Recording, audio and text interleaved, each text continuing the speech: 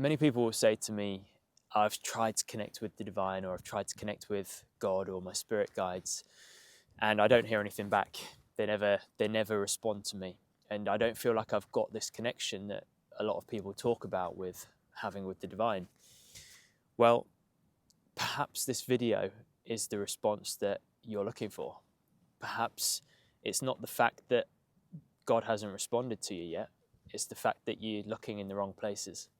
And this is something that I've done at times as well. I totally know I know where you're coming from. Sometimes it feels like it's all one-way traffic. You're doing all the asking, all the praying, all the connecting, or trying to connect, and you don't feel as though you're getting any response or you're feeling any sort of connection back. I've been there.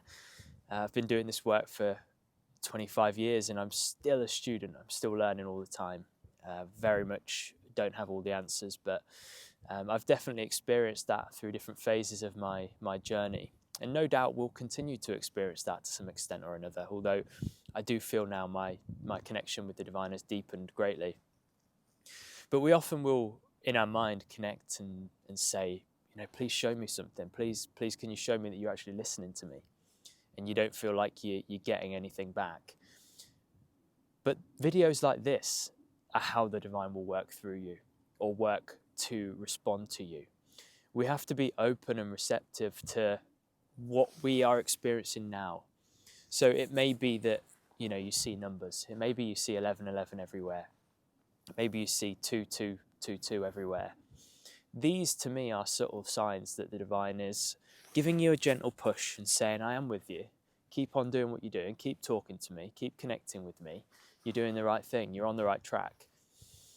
Someone asked me this question the other day, and I likened it to, and it's a slightly daft story, or a slightly daft way of looking at it, but I likened it to how our relationships are with dogs.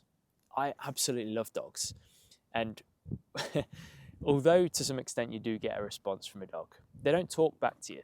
You can say I love you so much, and you can be stroking them and petting them on the head. They're not going to talk to you. They're not going to say I love you as well, you're doing great, you're a great owner. That's not how it works. They have their own way of communicating. And the divine is the same. The divine may talk to some people, right? Some people will hear that, but that's few and far between, and it's not how I would recommend trying to communicate with the divine, because it gets a bit messy. It's hard to know whether it's coming from the ego or your higher self or the divine. For most of us, it will be through the form of, we'll pick up a book, we'll watch a video like this, we'll start seeing numbers, we'll have these synchronicities that are so ridiculous that it can only mean one thing, and that is that we're being shown that we're on the right path. And many people, understandably, will say, well, I've been seeing 1111, what does it mean? We can create meanings for these things. We can start saying, oh, it must mean that you need to do this or do that. Simply put, just use them as guidance. Just use them as a subtle knowing that what it is that you're doing now is correct. I.e., look at your life. You're connecting with the divine more. You're trying to. You're aspiring to. That's good. That's like you're being shown what it is that you're working towards and trying to do is correct for you at the moment. Keep on with that. I've got a student in my school the other day said, and I'd recommended them a book that my friend had wrote about our teacher. It's also in the description, by the way.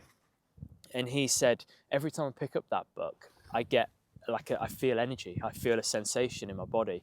And it's like, great, that's a sign that you're on the right path for you. It doesn't mean that everyone's going to get that. It doesn't mean it's correct for everyone. But for you, at this time, that's correct. You're being shown that this is the correct path for you. And it's almost like a nudge, like, come on, yeah, you're doing really well. Keep going. Like a dangling of a carrot. And that's the way I look at a lot of these things. But this video today, I'm sort of rambling now, but this video today, I wanted to steer you towards what I believe is the truth for all of us being on this planet. And that is the realization of God. And if God is not a word that you like, replace that word with love. It is the realization of our indwelling love. The spark of love within us is what we're all working towards. And the more we are in alignment with love, the more, or the less I should say, we're coming from a place of egotism. When we're coming from that egoic place, we're far from love. We're selfish rather than selfless, or we tend to be more selfish. We want to align ourselves more closely with love. A great teacher, Sai Baba, used to address his students as embodiments of love. And I think it encompasses everything that we are and everything that we're working towards, which is the realization of the divine spark within us, which I believe to be the pure, selfless, divine love. And when we're working below that, we still have refinements to be made. We still have work to do. We're still not fully aware of our own true nature. And I want this video to be a support to you, a guide to you, to direct you towards that truth, because the pleasures of this world will only satisfy your senses. The senses are a small range. It's a small scope of experience. But there's a part of you that is beyond that, that is deprived, or it could be deprived. For a lot of people, it's deprived.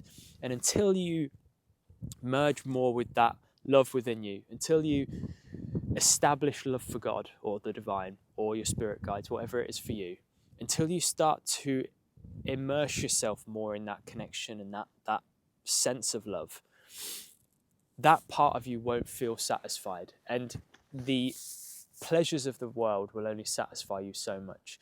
That aspect, that spiritual aspect, you could call it your spirit, your soul, divine spark, the love within you, it needs time. It needs you to give it some attention. And that could be through meditation. It could be through prayer. It could be through just simply communicating in your mind to God. To me, that is a great way of communicating and establishing that connection. But just understand that when you're doing those things, you don't need to be expecting guidance or a response to this connection in the form of words. Use videos like this, use books, use little signs that you're seeing around yourself. Maybe you feel slightly different. Maybe you feel sensations in your body when you connect with the divine, or when you read a certain book. They might be subtle. Maybe you feel nothing. That's okay as well. Sometimes people don't feel anything, but perhaps you're being shown or being taught that you need a little bit more trust, a little bit more patience, a little bit more persistence. Perhaps you're at a place where you don't need those signs. Actually, you're beyond them. Who knows? What I do know is that you should continue, in my opinion. You should carry on delving into this work, giving yourself this spiritual time, and I have no doubt it will lead to more. Good things will come. There's beautiful experiences waiting for you. There's beautiful changes in your life waiting, but you do have to put in a little bit of effort initially. So I hope this video helps you. As always, if you want to be part of my online meditation and spiritual school, there's a link in the description. I'd love to have you in there, but failing that, I'll see you on the next video. Thanks a lot.